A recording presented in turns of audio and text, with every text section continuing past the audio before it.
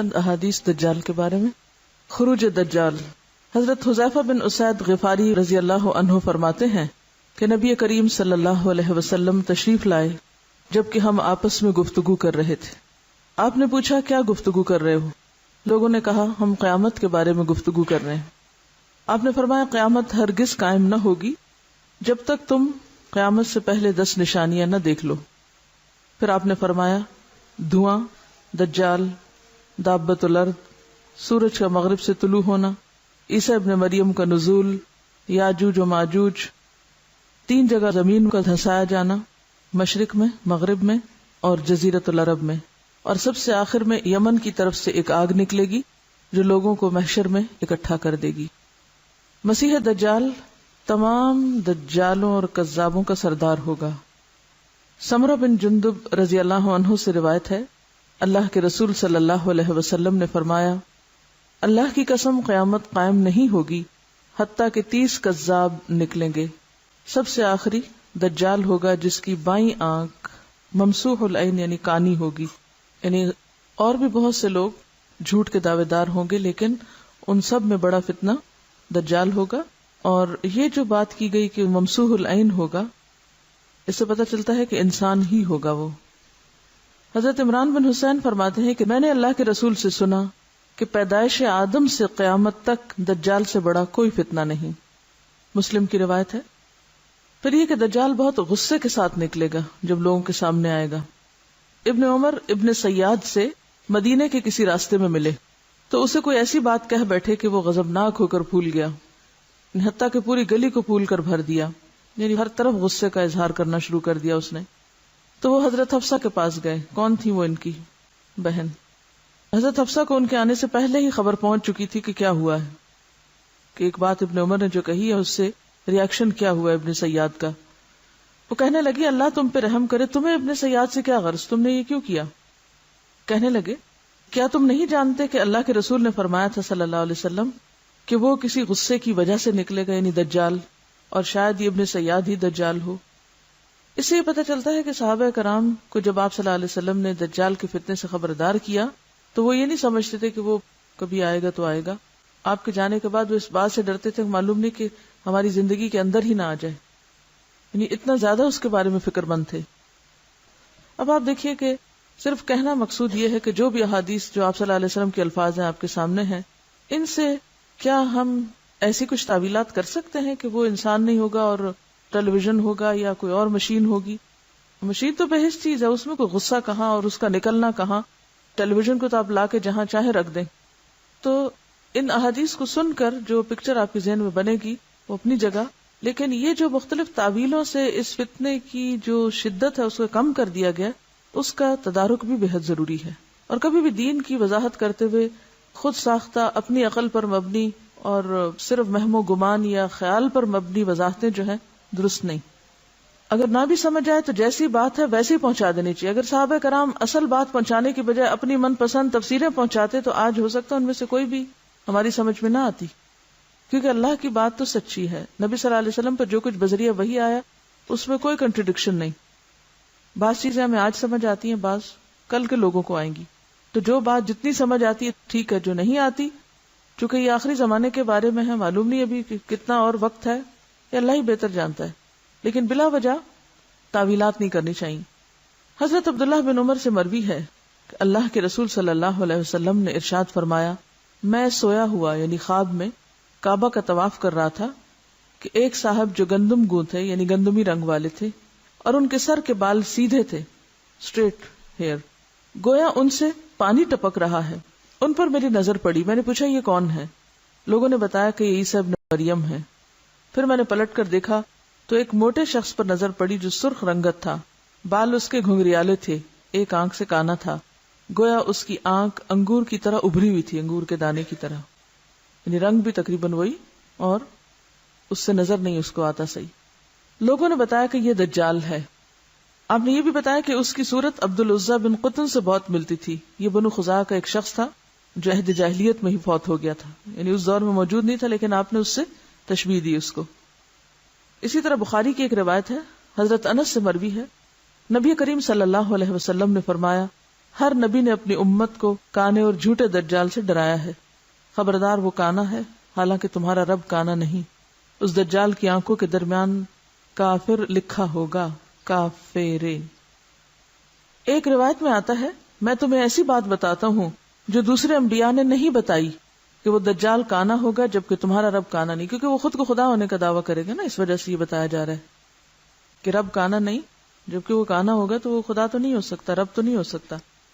حضرت انس بن مالک سے مروی ہے کہ اللہ کے رسول صلی اللہ علیہ وسلم نے ارشاد فرمایا دجال کانا ہے، اس کی آنکھوں کے درمیان کافر لکھا ہوگا.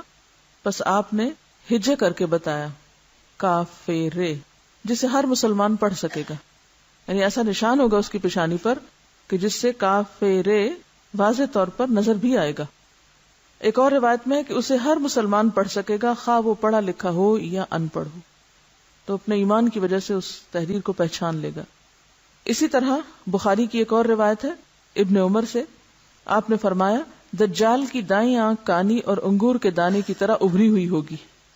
ابن عباس فرماتے ہیں نبی صلی اللہ علیہ وسلم سے دجال کے بارے میں پوچھا گیا تو آپ نے فرمایا اس کا رنگ انتہائی سفید، جسم بہت بڑا، آنکھ چمکدار ستارے کی طرح کھڑی اور سر کے بال درخت کی ہری شاخوں کی مانند ہے.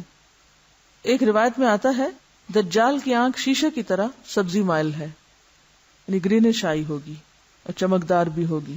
اسی طرح بالوں کے شیڈ کا بھی ایسے ہی پتہ چل رہا ہے کہ سر کے بال درخت کی ہری شاخوں کی مانند، یا تو چمکدار، ہری شاخیں عام طور پہ لش گرین جو ہوتی ہے اس میں چمک ہوتی ہے، یا پھر رنگ ہی ان کا ہرا ہوگا.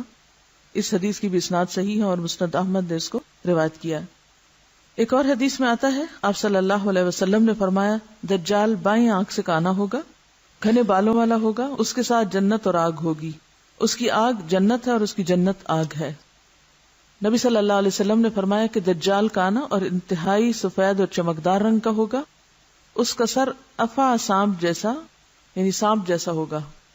وہ لوگوں میں عبد العزیٰ بن قطن کے ساتھ زیادہ مشابہت رکھتا ہوگا. حضرت سفینہ جو اللہ کے رسول صلی اللہ علیہ وسلم کے غلام تھے، سامان بردار تھے، وہ بیان کرتے ہیں اللہ کے رسول صلی اللہ علیہ وسلم نے ارشاد فرمایا دجال بائیں آنکھ سے کانا ہوگا، دائیں آنکھ گوشت کے ٹکڑے کی طرح ابھری ہوئی ہوگی، عیبدار ہوگی، جبکہ اس کی دونوں آنکھوں کے درمیان کافر تحریر ہوگا. حضرت ہشام بن عامر سے مروی ہے کہ اللہ کے رسول صلی اللہ علیہ وسلم نے فرمایا دجال کا سر پچھلی جانب سے گنجا گنجا سا ہوگا.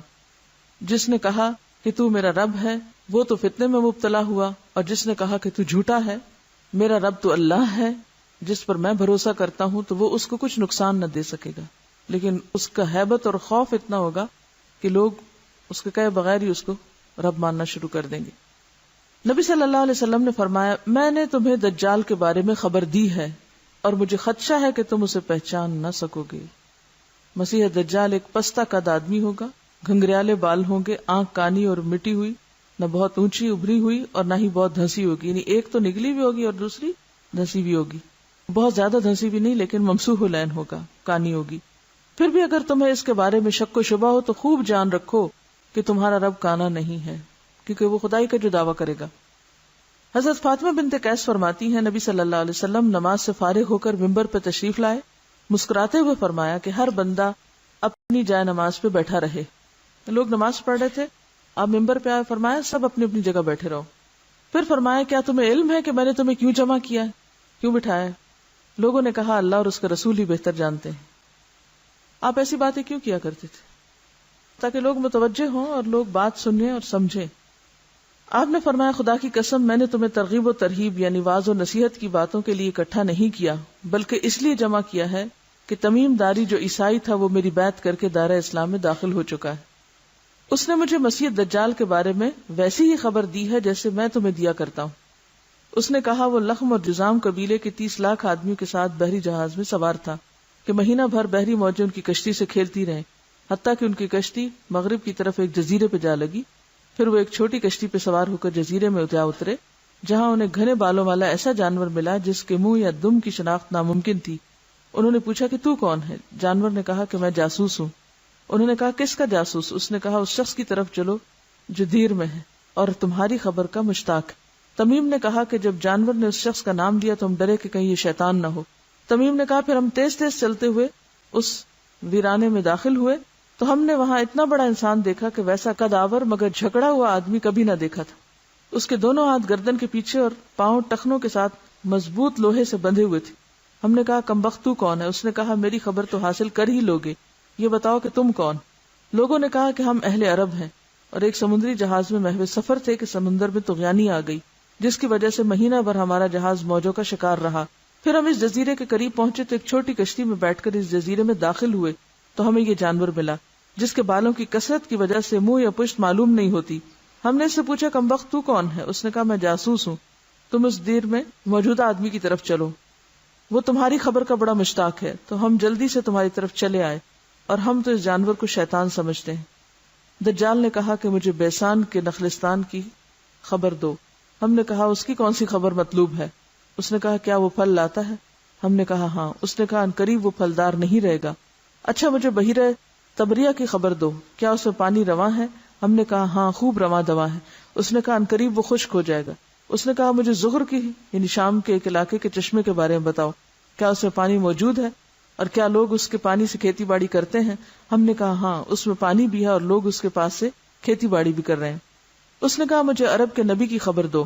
ہم نے کہا کہ وہ مکہ سے ہجرت کر کے یثرب جا چکا ہے. اس نے کہا کیا اہل عرب نے اس سے لڑائی کی ہے؟ ہم نے کہا ہاں. اس نے کہا پھر نتیجہ کیا رہا؟ ہم نے کہا کہ وہ نبی اپنے گرد و پیش میں غالب آ چکا ہے. اس نے کہا کیا واقعی ایسا ہو چکا؟ ہم نے کہا ہاں. اس نے کہا کہ لوگوں کے لیے اس کی اطاعت ہی بہتر ہے.